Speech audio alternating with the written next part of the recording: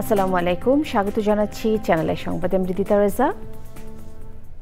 শুরুতেই জানিয়ে দিচ্ছি ফ্রেশ আটা ময়দা সুজি সংবাদ শিরোনাম।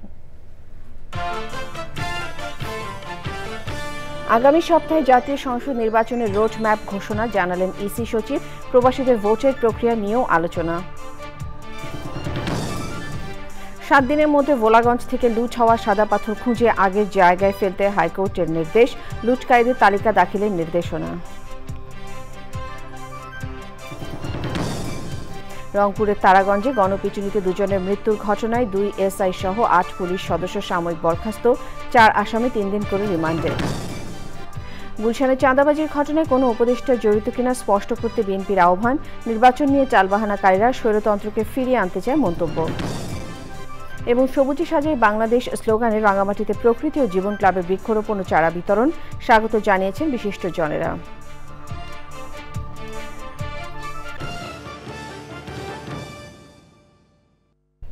এছাড়া ইন্টার ডাটা বিশেষ সংবাদে যা থাকছে।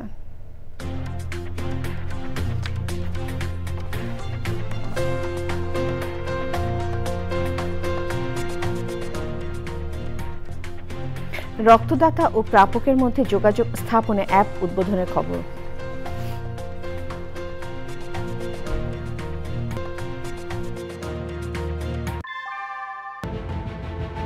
Primacy inbuilt.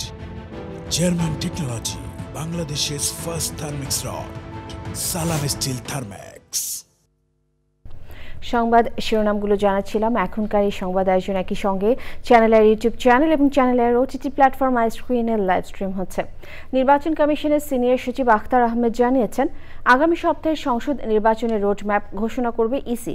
নির্বাচনী কাজের সময়ভিত্তিক বাস্তবায়ন সূচি থাকবে এই রোডম্যাপে। সচিব জানান, দেশীয় পর্যবেক্ষক সংস্থার আবেদন পর্যালোচনার পাশাপাশি প্রবাসীদের ভোটের প্রক্রিয়া নিয়েও আলোচনা চলছে। নাজিব বেগের রিপোর্ট। আগামী বছরের ফেব্রুয়ারির প্রথমার্ধে জাতীয় নির্বাচন করতে এরই মধ্যে সিইসিকে চিঠি দিয়েছেন প্রধান উপদেষ্টা। সেই হিসেবে ডিসেম্বরের শুরুতে তফসিল দিতে চায় নির্বাচন কমিশন। নির্বাচনের রোডম্যাপ ঘোষণার প্রথা চালু হয় নবম জাতীয় সংসদ নির্বাচন থেকে। দ্বাদশ জাতীয় সংসদ নির্বাচনেও 1.5 বছর আগে রোডম্যাপ ঘোষণা করে ইসি। নির্বাচনকে সামনে রেখে রোডম্যাপ নিয়ে কথা বলেন ইসি সচিব। আমরা আশা করছি আগামী সপ্তাহে আপনাদেরকে আমাদের নির্বাচনের রোডম্যাপটা দিতে পারবো, সো দ্যাট আপনারা আপনাদের প্রস্তুতি এবং আমাদের প্রস্তুতি সম্পর্কে একটা ভালো ধারণা পাবেন। সুদীজনের সঙ্গে সংলাপ, আপনাদের সাথে সংলাপ ইত্যাদি যেটা আইনবিধি সংশোধনের সম্পর্কে যাবতীয় তথ্যগুলো আপনাদের ওখানে দেওয়া হবে। ভোটার তালিকা, নির্বাচনী আইনের সংস্কার, দল ও অংশীজনের সঙ্গে সংলাপ, সীমানা নির্ধারণ, দল নিবন্ধন, সরঞ্জাম কেনাকাটা, প্রশিক্ষণ, মুদ্রণ ও আইনশৃঙ্খলা সভা, নির্বাচনী কর্মকর্তাদের নিয়ে সভাসহ তফসিলের আগে ও পরে করণীয় বিষয় থাকে এই রোডম্যাপে। এদিকে সিইসির সাথে দেখা করেছে জাতীয় পার্টির প্রতিনিধি দল। পরে নেতারা বলেন, জাতীয় পার্টিকে নির্বাচনে অযোগ্য ঘোষণার সুযোগ নেই। নির্বাচনে অযোগ্যতা ঘোষণার জন্য যেসব কন্ডিশন আছে নির্বাচনের আইনে, আরপিওতে, তার কোনোটাই জাতীয় পার্টি পড়ে না। যদি জাতীয় পার্টি নির্বাচনে অযোগ্য ঘোষণার ক্রাইটেরিয়ায় না পড়ে, তাহলে জাতীয় পার্টিকে কেন নির্বাচনে অযোগ্য ঘোষণা করা হবে? আর নির্বাচন মানেই তো সকল দলের অংশগ্রহণ। জাতীয় পার্টির আরেক অংশের নেতারা যে কাউন্সিল করেছেন সেটি বৈধ নয় বলেও দাবি করেন তিনি। নাজিব বেগ, চ্যানেল আই, ঢাকা। আগামী 7 দিনের মধ্যে সিলেটের ভোলাগঞ্জ থেকে লুট হওয়া সব সাদা পাথর খুঁজে এনে আগের জায়গায় ফেলার জন্য স্থানীয় প্রশাসনকে নির্দেশ দিয়েছেন হাইকোর্ট। একই সাথে সাদা পাথর লুটকারীদের তালিকা দাখিল করতে বলেছেন আদালত। ওই জায়গা থেকে কেউ যেন পাথর অপসারণ করতে না পারে সেজন্য মনিটরিং টিম করতেও বলা হয়েছে। আর পরিবেশের ক্ষতি নিরূপণে উচ্চ ক্ষমতা সম্পন্ন কমিটি করে রিপোর্ট দিতে বলেছেন আদালত। মাজহার রহমানের রিপোর্ট।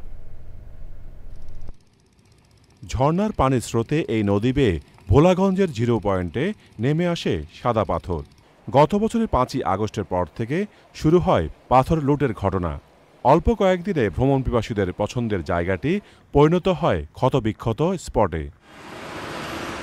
এমন বাস্তবতায় এর প্রতিকার চেয়ে একটি মানবাধিকার সংগঠন রিট করলে রুলসহ আদেশ দেন হাইকোর্ট। অন্তর্বর্তীকালীন আদেশ দিয়েছেন 4টি। একটি আদেশ হলো আগামী 7 দিনের মধ্যে বাংলাদেশের যেখানে যেখানে এই সাদা পাথর গিয়েছে সেগুলো স্থানীয় প্রশাসন এবং ল এনফোর্সিং এজেন্সির সহযোগিতায় এগুলো এনে আবার ওই জায়গায় প্রতিস্থাপন করার জন্য বলা হয়েছে। এবং আগামী বৃহস্পতিবার আবার রেভিড দিবেন দিয়ে বিবাদীদেরকে বলছেন কতদূর পদক্ষেপ নেওয়া হলো সেটি আদালতকে অবহিত করার জন্য, যে ওই ঘটনার সঙ্গে ওখানে যারা জড়িত আছে তাদের নাম ঠিকানা তালিকা তৈরি করে আদালতে সেটা প্রতিবেদন আকারে এফিডেভিট আকারে দাখিল করার জন্য নির্দেশনা দিয়েছে। এদিকে সাদা পাথর লুটের ঘটনায় জড়িতদের বিরুদ্ধে আইনি ব্যবস্থা নেওয়ার নির্দেশনা চেয়ে আরেকটি রিট করেন সুপ্রিম কোর্টের এক আইনজীবী। ইনকোয়ারি রিপোর্টের ভিত্তিতে যারা যারা জড়িত, আমরা বলেছি সেখানে যারা জড়িত আছেন রেসপন্সিবল অথরিটি অ্যান্ড পারসন, যদি গভর্নমেন্টের কোনো সংস্থার কোনো ব্যর্থতা থেকে থাকে তারা জড়িত থাকেন, এবং যদি কোনো ব্যক্তি জড়িত থাকেন তাদের বিরুদ্ধে লিগ্যাল অ্যাকশন নেওয়ার জন্য, এবং সেখানে গভর্নমেন্টের কী পরিমাণ ফিনান্সিয়াল এবং পরিবেশগত ক্ষতি হয়েছে সেটার একটা রিপোর্ট দেওয়ার জন্য। আইনজীবী জানিয়েছেন আগামী রোববার এই রিট আবেদনের উপর শুনানির দিন ঠিক করা হয়েছে। মাঝড়ক মান্না, চ্যানেল আই, ঢাকা। রংপুরের তারাগঞ্জে গণপিটুনিতে 2 জন নিহতের ঘটনার দায়িত্বে অবহেলার অভিযোগে 2 এসআই সহ 8 পুলিশ সদস্যকে সাময়িক বরখাস্ত করা হয়েছে। গ্রেফতার 4 আসামির 3 দিনের রিমান্ড মঞ্জুর করেছেন আদালত। পুলিশ বলছে অন্য আসামিদের গ্রেফতারে অভিযান চলছে।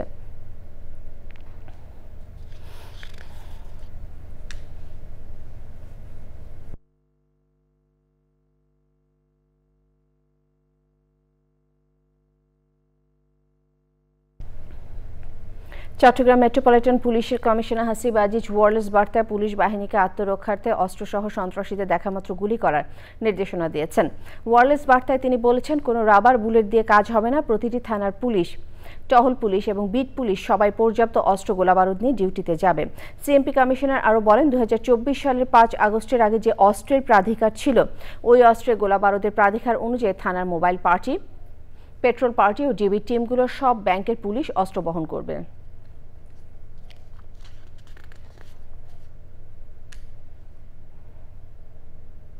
5 আগস্টের আগে অস্ত্রের প্রাধিকার অনুযায়ী লাইভ অ্যামুনিশন সহ অস্ত্র গোলাবারুদ ইস্যু করে তারপরে তারা যাবে, ডিউটিতে যাবে, টহল, পেট্রোল, মোবাইল ইত্যাদি চেক পোস্টগুলোতে যাবে।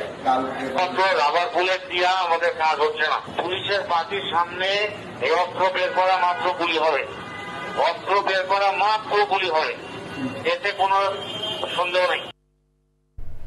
সংবিধান সংস্কার কমিশন ছাড়া 10টি সংস্কার কমিশনের 367টি সুপারিশকে শিগগিরই বাস্তবায়নযোগ্য হিসেবে চিহ্নিত করেছে সরকার। এর মধ্যে বাস্তবায়িত হয়েছে 37টি। প্রধান উপদেষ্টার প্রেস উইংয়ের নিয়মিত সংবাদ সম্মেলনে এই তথ্য দেওয়া হয়েছে। সংবাদ সম্মেলনে জানানো হয়, আওয়ামী লীগ সরকারের আমলে ক্রয় করা আড়ি পাতা যন্ত্রের জন্য তদন্ত কমিটি গঠন করা হয়েছে। মোস্তাক মল্লিকের রিপোর্ট। তেজগাঁয়ে প্রধান উপদেষ্টার কার্যালয়ে উপদেষ্টা পরিষদের বৈঠক হয়েছে। বৈঠকে সভাপতিত্ব করেন প্রধান উপদেষ্টা অধ্যাপক ডক্টর মোহাম্মদ ইউনুস। পরে রাজধানীর ফরেন সার্ভিস একাডেমিতে প্রধান উপদেষ্টার প্রেস উইংয়ের সংবাদ সম্মেলন। সংবাদ সম্মেলনে জানানো হয়, 11টি সংস্কার কমিশনের মধ্যে 10টি কমিশনের যেসব সুপারিশ আশু বাস্তবায়নযোগ্য হিসেবে চিহ্নিত করা হয়েছে সেগুলো নিয়ে ক্যাবিনেটে আলোচনা হয়েছে।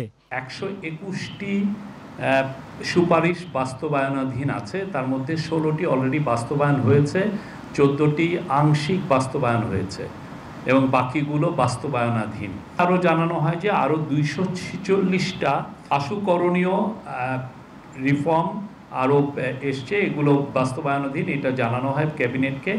মোট হচ্ছে তাহলে দাঁড়ালো হলো 367টা, 37টি অলরেডি বাস্তবায়িত হয়েছে। সাংবাদিকরা প্রধান উপদেষ্টার মালয়েশিয়া সফরের অর্জন নিয়ে জানতে চান। মালয়েশিয়ায় যে বাংলাদেশি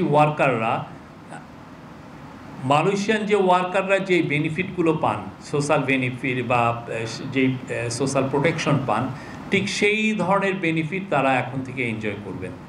যারা আনডকুমেন্টেড এবং ইরেগুলার মালয়েশিয়ায় যে বাংলাদেশি ওয়ার্কাররা আছে তাদের বিষয়ে তাদেরকে যেন তারা ইরেগুলার মাইগ্রেন্টদেরকে যাতে রেগুলারাইজ করা হয়। সংবাদ সম্মেলনে জানানো হয়, মালয়েশিয়ায় অবস্থান করা বিদেশি শিক্ষার্থীরা যে সুবিধা ভোগ করে তা থেকে বঞ্চিত বাংলাদেশি শিক্ষার্থীরা। তবে এই সফরের মাধ্যমে সেই সমস্যার সমাধান হয়েছে। গত স্বৈরাচার সরকার বাংলাদেশের নাগরিক অধিকার হরণের জন্য এই সার্ভেলেন্সের যে ইকুইপমেন্টগুলো সেগুলো স্পাইওয়্যার তারা ইউজ করেছেন এই অবৈধ নজরদারি করার জন্য এবং আপনার ফ্রিডম অফ স্পিচটাকে কেড়ে নেওয়ার জন্য। তো সেইটার উপরে একটা কমিটি করে দেওয়া হয়েছে। Mostafa Mallik, channel I, Dhaka. গুলশানে চাঁদাবাজির ঘটনায় অন্তর্বর্তী সরকারের কোনো উপদেষ্টা জড়িত কিনা তা স্পষ্ট করার আহ্বান জানিয়েছেন বিএনপি স্থায়ী কমিটির সদস্য সালাউদ্দিন আহমেদ। বলেছেন, যারা নির্বাচন বানচালের চেষ্টা কিংবা বয়কট করবে তারা জাতীয় রাজনীতি থেকে মাইনাস হয়ে যাবে। বিএনপির ভাইস চেয়ারম্যান শামসুজ্জামান দুদু বলেছেন, যারা গণতন্ত্র ও নির্বাচন নিয়ে টালবাহানা করছে তারা ফ্যাসিবাদ ও স্বৈরতন্ত্রকে ফিরিয়ে আনতে চায়। মইনুল হাসান রিপোর্ট। জাতীয় নির্বাচন বানচালের ষড়যন্ত্রের প্রতিবাদে জাতীয় প্রেস ক্লাবের সামনে অপরাজয় বাংলার আয়োজিত প্রতীকী যুব সমাবেশ। সংস্কার একটি ধারাবাহিক প্রক্রিয়া, সেই প্রক্রিয়ার মাঝেই নির্ধারিত সময়ে নির্বাচন হতে হবে মন্তব্য করে বিএনপির ভাইস চেয়ারম্যান শামসুজ্জামান দুদু বলেন, সেই লক্ষ্যে সবাইকে ঐক্যবদ্ধ থাকতে হবে। গণতন্ত্র নিয়ে যদি কেউ টালবাহানা করে, নির্বাচন নিয়ে যদি কেউ টালবাহানা করে, তাহলে বুঝতে হবে তারা স্বৈরতন্ত্র এবং ফ্যাসিবাদকে ফিরিয়ে আনতে চাচ্ছে। সেই জন্য আমাদেরকে সাবধান থাকতে হবে। জনাব তারেক রহমান সাহেবের নেতৃত্বে তিনি যেভাবে 16 বছর নেতৃত্ব দিয়ে ফ্যাসিবাদ মুক্ত করেছে বাংলাদেশকে, এবং তার নেতৃত্বে বাংলাদেশের নির্বাচিত সরকার আমরা প্রতিষ্ঠা করতে চাই। গুলশানে নিজ বাসভবনে সমসাময়িক ইস্যুতে সাংবাদিকদের সাথে কথা বলেন বিএনপির স্থায়ী কমিটির সদস্য সালাউদ্দিন আহমেদ। আমি নির্বাচন নিয়ে কোনো সংশয় সংখ্যা দেখি না। যারা আগামী নির্বাচনকে বয়কট করার চেষ্টা করবে ডাইরেক্টলি অর ইনডাইরেক্টলি, তারা জাতীয় রাজনীতি থেকে মাইনাস হয়ে যাবে। গুলশানে একজন সাবেক আওয়ামী লীগের এমপির বাসায় চাঁদাবাজি সংক্রান্ত স্বীকারোক্তিমূলক একটা ভিডিও আছে। জনগণের মনে যে সন্দেহ উদ্রেক হয়েছে যে এখানে সরকারের কোনো উপদেষ্টা জড়িত আছে কিনা, সেইটি একটি প্রশ্ন উত্থাপিত হয়েছে। এটা অবশ্যই পরিষ্কার করা দরকার। সুষ্ঠু নির্বাচন অনুষ্ঠানে অন্তর্বর্তী সরকার রাজনৈতিক দলগুলোর সাথে আলোচনা করতে পারে বলেও মন্তব্য করেন বিএনপির এই নেতা। Moinul Hasan, channel I, Dhaka. রাজনীতি বা নির্বাচন করলে রাষ্ট্রীয় দায়িত্বে থাকা উচিত নয় বলে মন্তব্য করেছেন এলজিআরডি উপদেষ্টা আসিফ মাহমুদ সজীব ভূঁইয়া। প্রার্থী হওয়া কিংবা কোনো দলে যোগ দেবেন কিনা সে ব্যাপারে এখনও সিদ্ধান্ত নেননি বলে জানান তিনি। গুলশানে চাঁদাবাজির ঘটনায় তার সম্পৃক্ততা নেই বলেও দাবি করেন উপদেষ্টা আসিফ মাহমুদ সজীব ভূঁইয়া। বিস্তারিত জানাচ্ছেন রফিকুল বাশার। সম্প্রতি রাজধানীর গুলশানে চাঁদাবাজির ঘটনায় এলজিআরডি উপদেষ্টা আসিফ মাহমুদ সজীব ভূঁইয়ার জড়িত থাকার অভিযোগ ওঠে। সেই অভিযানে যাওয়ার আগে গুলশানেরই কোনো একটা জায়গায় আমার সাথে উপদেষ্টা আসিফ মাহমুদের কথা হয়। তবে এই অভিযোগ রাজনৈতিক উদ্দেশ্য প্রণোদিত দাবি করে উপদেষ্টা বলেন, এই বিষয়ে তদন্ত চলছে। এর সাথে যে আমার সংশ্লিষ্টতার যেই কথা বলা হচ্ছে এটা সম্পূর্ণ রাজনৈতিক উদ্দেশ্য প্রণোদিত। এখনো কেউ এরকম কোনো প্রমাণ দিতে পেরেছেন আমার সম্পৃক্ততা আছে, বরং আরও যা সাক্ষাৎকার নেওয়া হয়েছে এই সাক্ষাৎকারটা একজন রাজনৈতিক নেতার বাসায় একজনকে জোরপূর্বক নেওয়া হয়েছে বলে যে অভিযোগ এসেছে এটাও অত্যন্ত গুরুতর একটা অভিযোগ। এবং সেদিন ওয়েস্টিনে গিয়েছিলেন কিনা সাংবাদিকদের সেই প্রশ্নের উত্তর দেন উপদেষ্টা। আমি মাঝে মধ্যে বেশিরভাগ সময় যাই 300 ফিটের নীলা মার্কেট বলে একটা জায়গা আছে আপনারা জানেন, ওখানে হাঁসের মাংস খুব ভালো পাওয়া যায়। তো ওইখানে হয়তো যাই 4-5 জন মিলে। তো আবার মাঝে মধ্যে ওইটা আবার বেশি ভোর হয়ে গেলে বন্ধ থাকে, তখন ওইদিকে ওয়েস্টিনে যাওয়া হয়। তবে এক্স্যাক্ট ওই দিন আমি গিয়েছিলাম কিনা সিসিটিভি ফুটেজে হেলমেট পরা যে কাউকে যদি আমাকে বলে দাবি করা হয়, এটা কতটুকু আসলে বিশ্বাসযোগ্য? রাজনীতি বা নির্বাচন করলে রাষ্ট্রীয় দায়িত্বে থাকা উচিত নয় বলে মন্তব্য করেন তিনি। এবং সামনেও রাজনীতি করবেন কিংবা নির্বাচনও করবেন, সরকারের বিভিন্ন জায়গায় হয়তো আরও অনেক এরকম আছেন। আমি মনে করি যে সবারই তফসিলদারকে পদত্যাগ করা উচিত একটা স্বচ্ছ এবং সুষ্ঠু কোনো প্রকার প্রভাবমুক্ত নির্বাচন আয়োজনের জন্য। আমি এই বিষয়ে এখনো চূড়ান্ত কোনো সিদ্ধান্ত নেই। সরকারের 1 বছরে এখনো না পারার পাল্লা ভারী জানিয়ে উপদেষ্টা বলেন, গণ অভ্যুত্থানের আকাঙ্ক্ষা থেকে এখনো অনেক কিছু পূরণ হয়নি। Rafiqul Bashar, channel I, Dhaka. পরিবেশ ও নিরাপত্তা ভিত্তিক কমপ্লায়েন্স অনুসরণ করে উপযুক্ত পরিবেশে টেকসই চামড়া উৎপাদন নিশ্চিত করার আহ্বান জানিয়েছেন বাংলাদেশ ক্ষুদ্র ও কুটির শিল্প কর্পোরেশনের চেয়ারম্যান। বাংলাদেশ ট্যানারি শিল্পে বর্জ্য ব্যবস্থাপনার শীর্ষক সম্মেলনে বক্তারা বলেন, পরিবেশ বান্ধব ট্যানারি গড়ে তুলতে না পারায় বিদেশি বিনিয়োগ টানতেও বাংলাদেশের বেগ পেতে হচ্ছে। সৈয়দ মাদিহ অদিতের রিপোর্ট। অশেষ অর্থনৈতিক সম্ভাবনা সত্ত্বেও পরিবেশ দূষণ, প্রযুক্তিগত ঘাটতি এবং আন্তর্জাতিক মান না মানায় প্রতিযোগিতার মুখে বাংলাদেশের চামড়া শিল্প। সম্ভাবনা কাজে লাগিয়ে সমৃদ্ধির নিশ্চিতে রাজধানীর বিসিক ভবনে বাংলাদেশের ট্যানারি শিল্পে বর্জ্য ব্যবস্থাপনা এবং কার্যকর প্রাক পরিশোধন ব্যবস্থা শীর্ষক আলোচনা। চামড়া শিল্প শ্রমিকদের জীবন মান উন্নয়ন। সিইটিপির যথাযথ ব্যবহার ঘাটতিতে চামড়া রপ্তানি কমেছে। প্রি ট্রিটমেন্ট এবং ওয়েস্ট ম্যানেজমেন্টের কথা বলছি, ওই জায়গাটায় আমাদের ফোকাস করতে হবে। শ্রমিকরা কিন্তু আমরা যথেষ্ট অ্যাওয়ার হয়েছি এবং আমরা খুব উপকৃত, কিন্তু সত্যিকার অর্থে যে ডিফিসিয়েন্সি, যে মালিকদের যে সংকট, ওনাদের কতটুকু উন্নতি হয়েছে। আফ্রিকার মার্কেটে আমরা কিন্তু এখন যেতে পারিনি, আমরা রাশিয়ার মার্কেটে ঢুকতে পারিনি, আমরা কোরিয়ার মার্কেটে ঢুকতে পারিনি, আমরা লাটামের মার্কেটে ঢুকতে পারিনি। সেখানে মার্কেটিং কোথায় আমাদের? আমরা শুধু ইউরোপে ব্যবসা করব? আমি ইন্ডাস্ট্রিয়ালিস্টের জায়গা থেকে করি না, সবাইকে হেল্প করছি না, সবাইকে দোষারোপ করছি। আমার মনে হয় এখান থেকে বের হয়ে আসা উচিত। বৈশ্বিক পরিবেশ মানদণ্ড অর্জনে তাই সিইটিপির শতভাগ ব্যবহার নিশ্চিতে গুরুত্বারোপ। সাভারের চামড়া শিল্পনগরীতে কেন্দ্রীয় বর্জ্য পরিশোধনাগার যেটা আছে সিইটিপি, সেটা সম্পূর্ণভাবে কার্যকর না হওয়া, কঠিন বর্জ্য নিষ্কাশন ব্যবস্থাপনা না থাকা, মূলত এই সকল কারণেই আসলে শিল্পের রপ্তানি ঠিক আশানুরূপ আমরা পাচ্ছি না। আমরা সবাই মিলে যদি একতাবদ্ধ হয়ে কাজ করি তাহলে আমরা বাস্তবিকই পরিবর্তন আনতে পারবো। সিইটিপির সক্ষমতা বাড়াইতে হবে, এটা সঠিক। তারপরে শ্রমিকদের যে সমস্ত স্বার্থ সেগুলি করতে হবে, সেটাও সঠিক।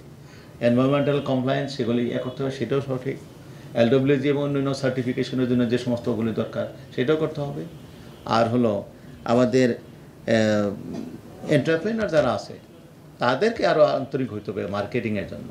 ইউরোপীয় ইউনিয়নের অর্থায়নে সংলাপের সহযোগী ওশি ফাউন্ডেশন ও Solidar Suisse. Syed Madih Adit, channel I, Dhaka. সবুজে সাজায় বাংলাদেশ স্লোগানে পর্যটন শহর রাঙামাটিতে বৃক্ষরোপণ ও চারা বিতরণ করেছে প্রকৃতি ও জীবন ক্লাব। মোবাইল নেটওয়ার্ক অপারেটর বাংলালিংকের সহযোগিতায় জেলা শহরের 7টি শিক্ষা প্রতিষ্ঠান সহ 5টি উপজেলার বিভিন্ন শিক্ষা প্রতিষ্ঠানে গাছের চারা বিতরণ করা হয়। জীববৈচিত্র্য ও পরিবেশ সুরক্ষার উদ্যোগকে স্বাগত জানিয়েছেন বিশিষ্ট জনেরা। মনসুর আহমেদের তথ্য ও ভিডিওচিত্রে আফরোজা হাসির রিপোর্ট। লাখো পর্যটকের গন্তব্যস্থল সবুজ পাহাড়ে মোড়া প্রাকৃতিক সৌন্দর্যের লীলাভূমি রাঙামাটি। তবে পাহাড় কাটা, নির্বিচারে বৃক্ষনিধন সহ পরিবেশ বিরোধী নানা কর্মকাণ্ডে হুমকিতে এই অঞ্চলের প্রাণ প্রকৃতি। পরিস্থিতির উত্তরণে বাংলালিংকের সহযোগিতায় প্রকৃতি ও জীবন ক্লাবের বৃক্ষরোপণ। সবুজে সাজাই বাংলাদেশ এই প্রতিপাদ্যে রাঙামাটিতে বৃক্ষরোপণ কর্মসূচি পালন করেছে প্রকৃতি জীবন ক্লাব।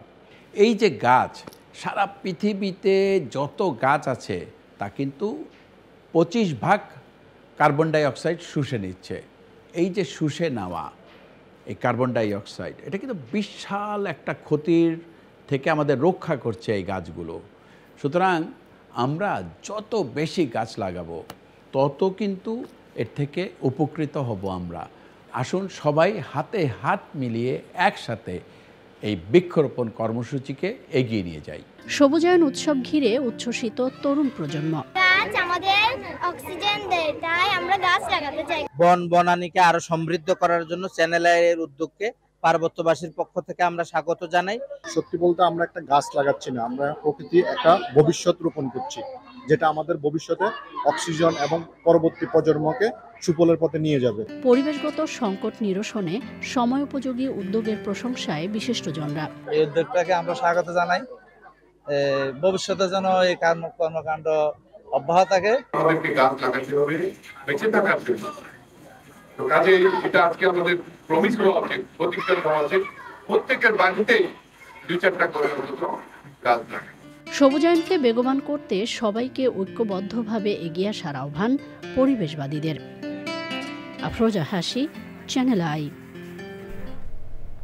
মহান মুক্তিযুদ্ধের সময় বাংলাদেশ বিমান বাহিনী গঠন এবং কিল ফ্লাইটের নেতৃত্ব দেওয়া বিমান বাহিনীর সাবেক প্রধান এয়ার ভাইস মার্শাল সুলতান মাহমুদ বীর উত্তমের 2য় মৃত্যুবার্ষিকী পালিত হয়েছে। শুধু মুক্তিযুদ্ধেই নয়, স্বাধীনতার পর বাংলাদেশ বিমান বাহিনীকে আধুনিক এবং যুগোপযোগী করে তুলতে এবং দেশ গঠনে সুলতান মাহমুদ বীর উত্তমের অবদান অপরিসীম। তাই তিনি পেয়েছিলেন স্বাধীনতা পুরস্কার। ওবায়দুল রশিদের রিপোর্ট। 1944 সালের 3রা মে ফেনীতে জন্মগ্রহণ করেন সুলতান মাহমুদ। 1962 সালের 1 জুলাই পাকিস্তান বিমান বাহিনীর জিডি পাইলট হিসেবে কমিশন লাভ করেন। মহান মুক্তিযুদ্ধের সময় তিনি পালিয়ে মুক্তিযুদ্ধে অংশগ্রহণ করেন। মুক্তিযুদ্ধে অংশ নেয় সুলতান মাহমুদের পুরো পরিবার। শুরুতে 2 নম্বর সেক্টর এবং পরে 1 নম্বর সেক্টরে অপারেশন কমান্ডার হিসেবে গেরিলা বাহিনীকে সুসংগঠিত করেন।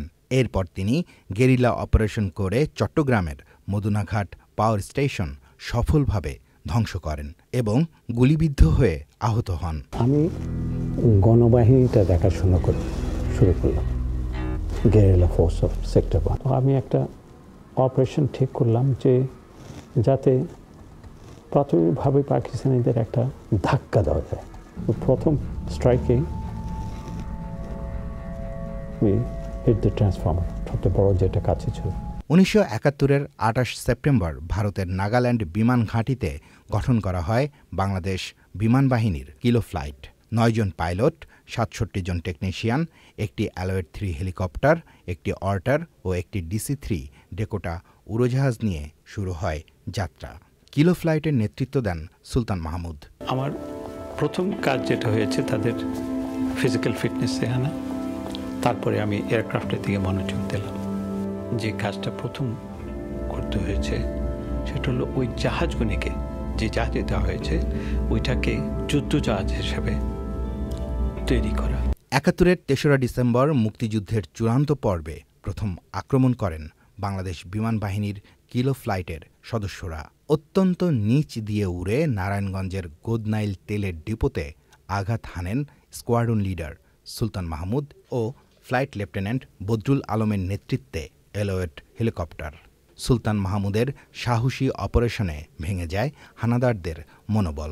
যে শকটা আমি গ্রাউন্ড ফোর্স হিসেবে দিয়েছিলাম চিটাগং পাওয়ার স্টেশন অ্যাটাক করে, ঠিক একই ধরনের একটা জিনিস এসছে যে আমাদের এখন এয়ারফোর্স আছে। ওই শকটাই তাদের কাছে সবচেয়ে বেশি ডিসহার্টনিং ছিল, এবার মোরাল স্ট্রেংথ হিসাবে, এবং আমাদের জন্য খুবই একটা ভালো কাজ হয়েছিল। সবাই খুব খুশি যে আমাদের এয়ারফোর্স, আমাদের বলতে Bangladesh air force was the first to strike and start the war. স্বাধীনতার পর বিমান বাহিনীকে আধুনিক করে গড়ে তুলতে কাজ শুরু করেন সুলতান মাহমুদ। এরই ধারাবাহিকতায় 1981 সালের 23শে জুলাই থেকে 1987 সালের 22শে জুলাই পর্যন্ত বিমান বাহিনীর প্রধানের দায়িত্ব অত্যন্ত সফলতার সাথে পালন করেন। ক্ষুদ্র মনটা আমার শুধু air force, and I know nothing, as I said earlier, more and better than the Air Force. So Air Force's চারপাশে যদি আমরা সুন্দর একটা পরিবেশ গড়ে তুলতে পারি, then we shall have done our part in the little time that we stay.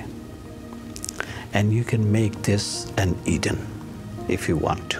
মহান মুক্তিযুদ্ধে বিশেষ অবদান, বিমান বাহিনীর প্রধান হিসেবে একটি সুসংগঠিত ও কার্যকরী বাহিনী গড়ে তোলা এবং দেশ গঠনে অসামান্য অবদানের স্বীকৃতিস্বরূপ 2018 সালে স্বাধীনতা পুরস্কারে ভূষিত হন দেশের সূর্য সন্তান সুলতান মাহমুদ। 2023 সালের 14 আগস্ট ঢাকায় মৃত্যুবরণ করেন এয়ার ভাইস মার্শাল সুলতান মাহমুদ বীর উত্তম। এয়ার ভাইস মার্শাল সুলতান মাহমুদ বীর উত্তমের দ্বিতীয় মৃত্যুবার্ষিকী যথাযথ মর্যাদায় পালিত হয়েছে। তার আত্মার মাগফিরাত কামনা করে বাংলাদেশ বিমান বাহিনীর বিভিন্ন ঘাঁটি ও ইউনিটের মসজিদে বাদ-জোহর, বিশেষ দোয়া ও মোনাজাত করা হয়। Obaidul Rashid, channel I, Dhaka. সময় হলো বিরতি নেবার। বিরতির পর আরও সংবাদের সাথে জানিয়ে ফিরব। গাজা নগরী পুরোপুরি দখলে নিতে ইসরায়েলের স্থল অভিযান, ঘরবাড়ি ছেড়ে অন্য স্থানে যাচ্ছেন নগরীর পূর্বাঞ্চলের বাসিন্দারা।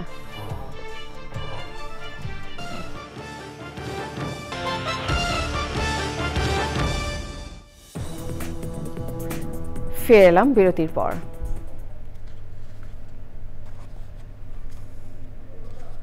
নিটল টাটা বিশেষ সংবাদ।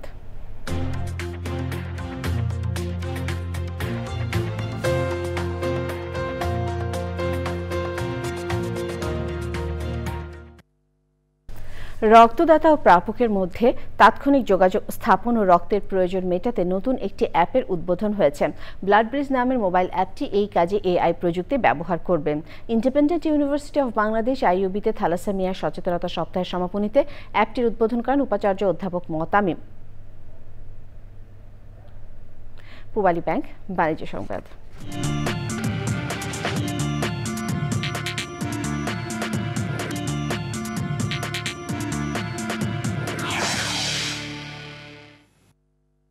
স্কয়ার ফুড অ্যান্ড বেভারেজের রুচি সস অ্যান্ড ক্যাচআপের ব্র্যান্ড অ্যাম্বাসেডর হলেন অভিনেতা সিয়াম আহমেদ।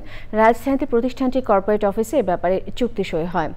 অনুষ্ঠানে ছিলেন স্কয়ার ফুড অ্যান্ড বেভারেজের chief operating officer Mohammad Parvez Saiful Islam, head of marketing Imtiaz Firoz, প্রতিষ্ঠানটির বিজ্ঞাপনী সংস্থা মিডিয়াকমের সিইও অজয় কুমার কুণ্ডু সহ দুই প্রতিষ্ঠানের শীর্ষ কর্মকর্তারা।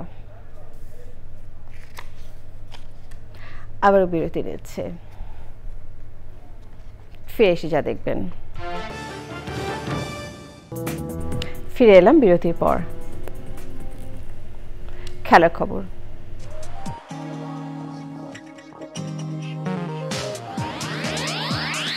জাতীয় সংসদ নির্বাচনের রোড ম্যাপ ঘোষণা জানালেন ইসি সচিব। প্রবাসীদের ভোটের প্রক্রিয়া নিয়েও আলোচনা। 7 দিনের মধ্যে ভোলাগঞ্জ থেকে লুট হওয়া সাদা পাথর খুঁজে আগের জায়গায় ফেলতে হাইকোর্টের নির্দেশ। লুটকারীদের তালিকা দাখিলের নির্দেশনা।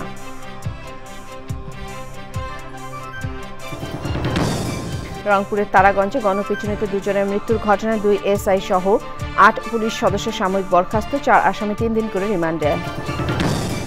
গুলশানে চাঁদাবাজির ঘটনায় কোনো উপদেষ্টা জড়িত কিনা স্পষ্ট করতে বিএনপির আহ্বান। নির্বাচন নিয়ে চালবাহানাকারীরা স্বৈরতন্ত্রকে ফিরিয়ে আনতে চায় মন্তব্য। এবং সবুজে সাজে বাংলাদেশ স্লোগানে রাঙামাটিতে প্রকৃতি ও জীবন ক্লাবের বৃক্ষরোপণ ও চারা বিতরণ। স্বাগত জানিয়েছেন বিশিষ্টজনেরা।